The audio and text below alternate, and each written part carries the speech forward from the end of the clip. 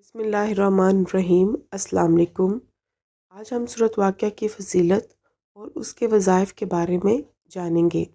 اگر آپ میرے چینل پہ نئے ہیں تو پلیز میری ویڈیو کو لائک، میرے چینل کو سبسکرائب اور بیل آئیکن کو ضرور پریس کیجیے گا تاکہ میری ہر نئی آنے والی ویڈیو کا نوٹیفیکیشن آپ کو موصول ہو جائے۔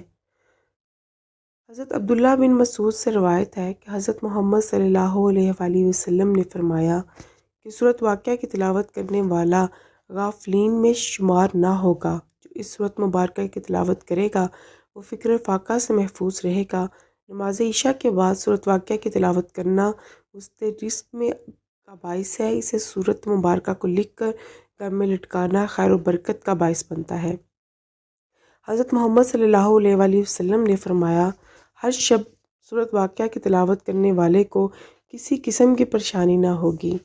حضرت امام جعفر صادق علیہ السلام نے فرمایا، جو شخص سوتے وقت سورۃ واقعہ پڑھے گا تو وہ اللہ کے حضور اس طرح لایا جائے گا کہ اس کا چہرہ مبارک نور سے پر نور ہوگا۔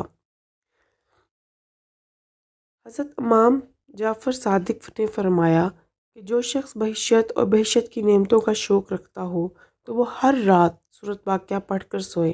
حل مشکلات کے لیے جمعے کے روز سے شروع کر کے 7 روز تک متواتر ہر فرض نماز کے بعد 25 مرتبہ سورۃ واقعہ پڑھے۔ جب رات آئے تو نماز مغرب کے بعد 25 مرتبہ پڑھے، پھر عشاء کے بعد 25 مرتبہ پڑھے، آخر میں 100 مرتبہ درود شریف پڑھیں تو انشاءاللہ جیسی بھی مشکل ہوگی حل ہو جائے گی۔ روزانہ ایک بار صبح اور ایک بار شام کی نماز کے بعد پڑھے تو ہر مراد پوری ہوگی۔ بے روز بدھ عصر کے وقت غسل کرے، ایک مرتبہ سورۃ واقعہ پڑھے، دوسرے دن 2 مرتبہ سورۃ واقعہ پڑھے، اسی ترتیب سے 40 دن تک پڑھتے رہیں۔ 40ویں دن 40 مرتبہ پڑھیں۔ انشاءاللہ اس سورت پڑھنے والے کا ہر مقصد پورا ہوگا۔ ویڈیو دیکھنے کا بہت شکریہ۔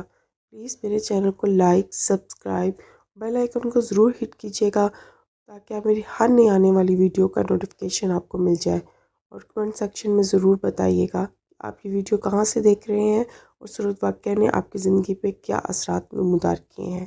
بہت شکریہ۔ جزاک اللہ خیر۔